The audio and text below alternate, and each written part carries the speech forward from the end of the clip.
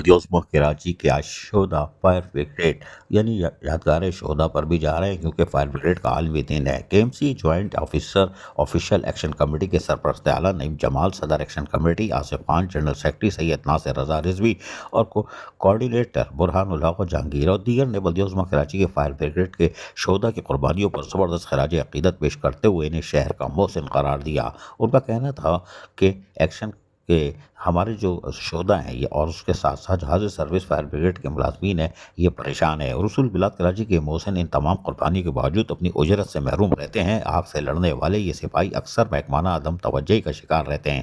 کئی ماہ انہیں ان کے اوور ٹائم الاؤنسز سے محروم رکھا گیا اور موجودہ حالات میں کئی ماہ کے اوور ٹائم اجرت سرے سے آج تک ادا نہیں کی۔